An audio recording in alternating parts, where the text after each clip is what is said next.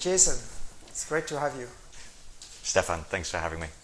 Can you say a few words about yourself? Yes, I'm Jason Lambert. I'm a Senior Director for Media Business at Internews. It's a non-profit focusing on bringing independent information to people all over the world. We work in more than 100 countries, more than 130 languages. And my role is to ensure that media businesses working in these very challenging contexts all over the world have access to good information and that they run good businesses, they stay afloat. So we have this tenet in our work that media is the fourth pillar of democracy, and democracy leads to human progress. So our job is to make sure that information flows to people, and by doing so, we keep societies and people in power to account, and in that way that we're kind of doing our bit for helping human progress.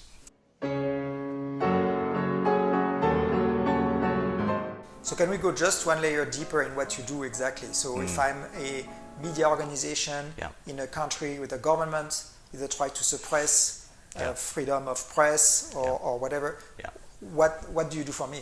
So within my organization and within my team, the first thing we do is understand context. So we'll do some research, we'll do a combination of desk-based research and in-country research with our in-country teams to understand what's going on. So what's the political, economic, sociological, tech, legal, environmental climate in that country. And so when we look at strategies for media companies to be successful in that context, we already know that what's in the realm of the possible, or just beyond the realm of the possible. So that when we design strategies, they're done within some kind of bounds of relevance to context.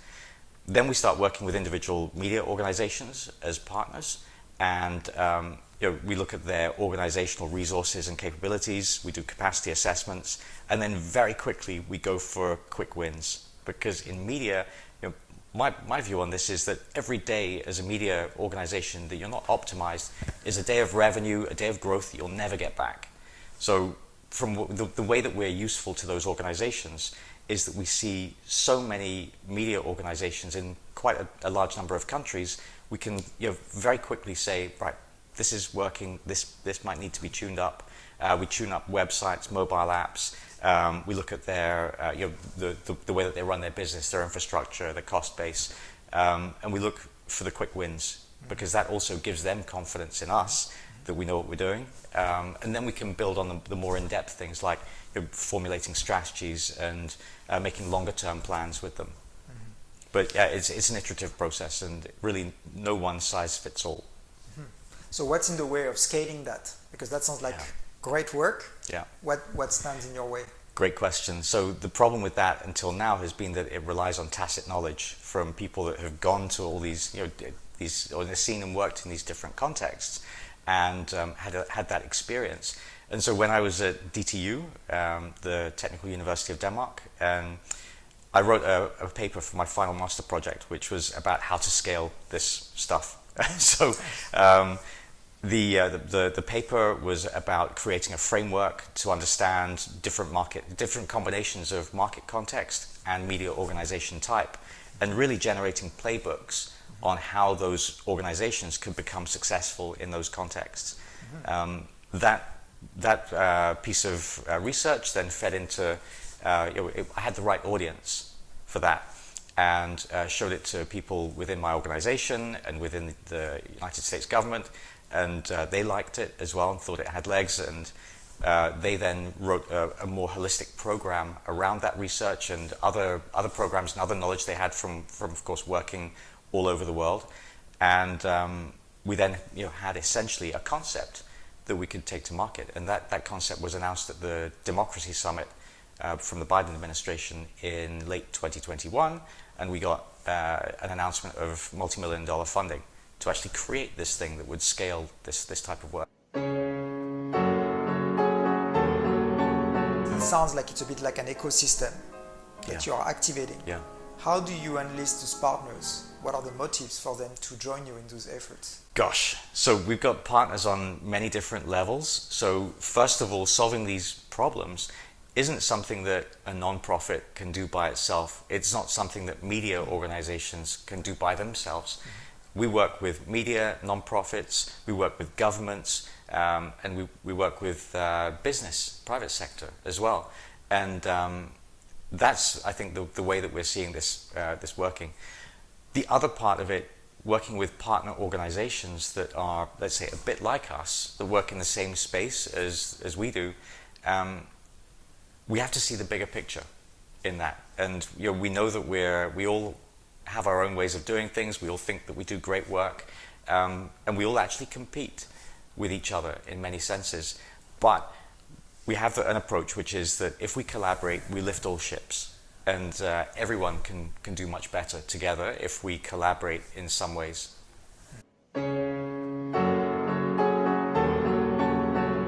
Jason, how do you think of competition in your activities?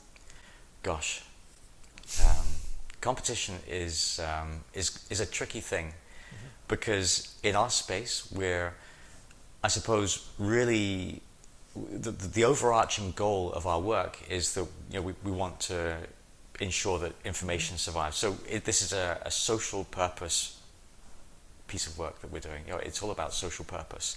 We do have competitors, but we do recognize the need to collaborate with those competitors.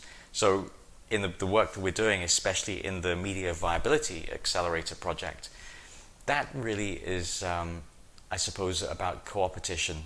So where we're cooperating with organizations that are in the same space as us, but doing so in a way that doesn't try to homogenize different approaches.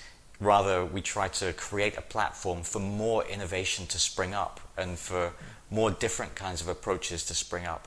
And that, in turn, really comes from a point or a perspective of humility, which is that we all think we do good work, and we do have impact in the work that we do, but we haven't solved the problems yet. We haven't solved the problem of media organizations in every market being able to sustain themselves and to survive and bring good information to people to make good informed decisions. We haven't fixed that problem yet. So the only way that we can fix that problem really is to learn a bit more from each other and to collaborate with each other in a safe way that doesn't cannibalize the work that we each do. I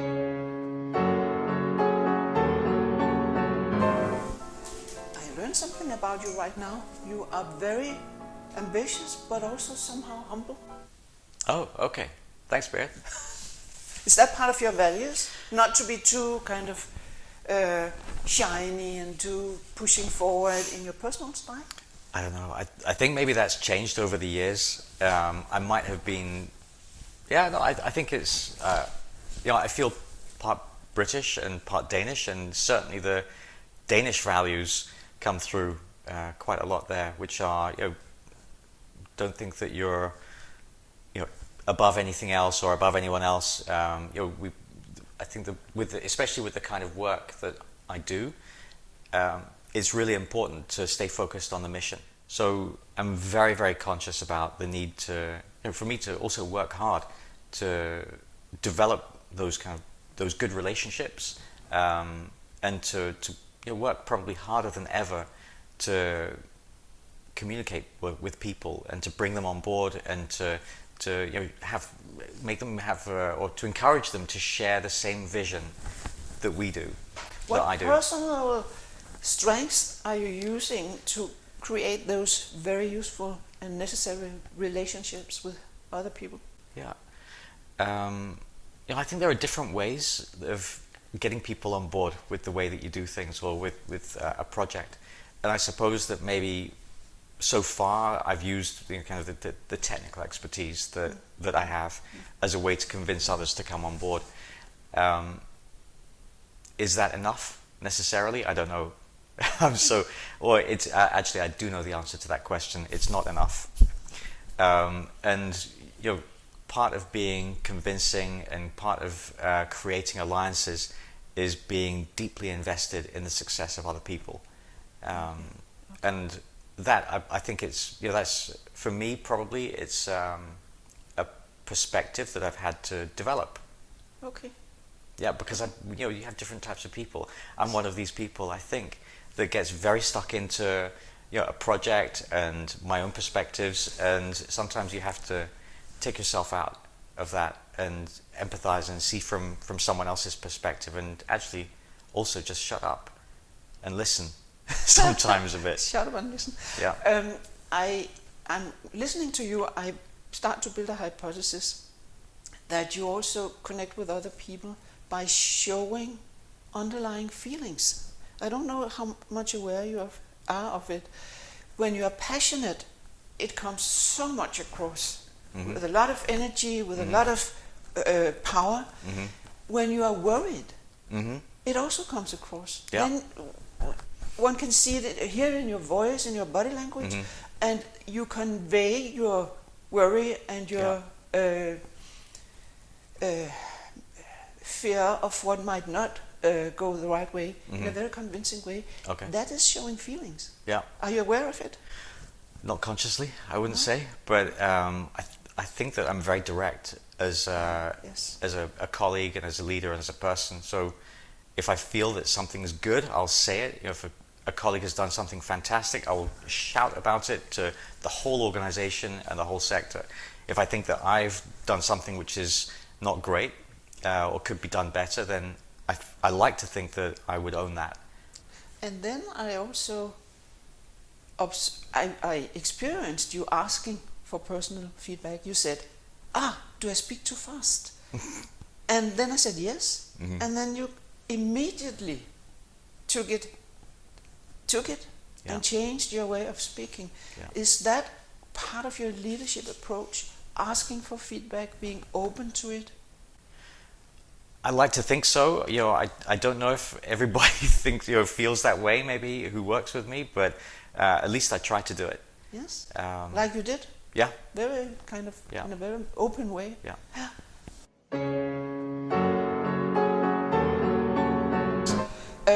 If you should add a personal good advice what kind of a personal good advice would you give? Listen more. Listen more. Okay. Yeah, I think so. Speed down a bit. Yeah, slow down. Slow down. But certainly listen more. I think that for many years, running my own consulting firm, I had the belief that I could solve all the problems and that I could make that into a larger and successful business. And in that particular type of work that I was operating, it probably wasn't the long-term approach, or the right long-term approach. But I think I've discovered that now. And how do you manage? It's not that easy to change a habit like that. I think it comes from that recognition that being self-aware and reflecting on how's it going? Are you achieving what you want to achieve, or do you need to shake things up a little bit and do things a slightly different way? And that was the realization that I had. So changing behavior as a leader is about increasing your self-awareness constantly on an ongoing. Yeah, it's an ongoing process. I'd say so, and just being open. Being open and realizing when you've done something which is really good and when you need to change things.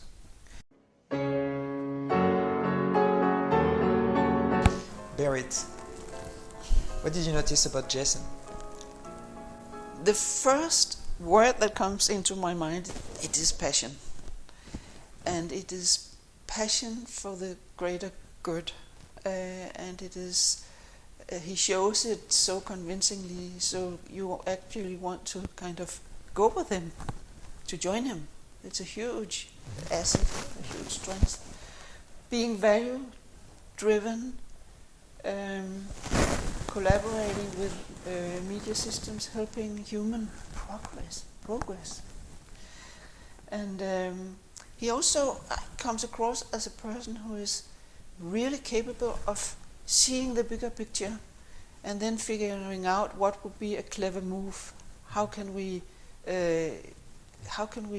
orchestrate the process to move towards what we want from having the bigger picture, and probably not letting himself be kind of held back, because of his ambition, is so value-driven in the bigger picture. Also, I do notice that it's not easy for him to feel the sense of being proud. So I was wondering, how does he cope with working so hard, putting all his energy in? When, if his energy becomes lower, how does he gain and get energy taking care of himself? It's not being proud, yes, I did it. It's more like people around me are very excellent and good. So if I should give him an advice, I would probably ask him to be using his readiness to be self-aware, also to be aware of, on an ongoing process, what does he need? What does he need while he's delivering on this extremely high level of energy, passion, meaning, ambition? So everything is very clear on the outside, the values, why he does things, what he's trying to achieve, and what you are saying maybe on the inside, the self-care. How does he nurture himself? Not with pride, not being proud. It's all about social purpose.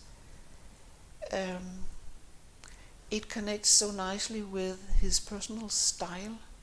You can sense him in the room, and because you can sense him in the room, as I said, then you want to kind of figure out, okay, what is he up to? What is he doing? I would like to join. So there's that coherence, right, between values, action, personality. Yeah, as I see him when he talks, definitely. Yeah.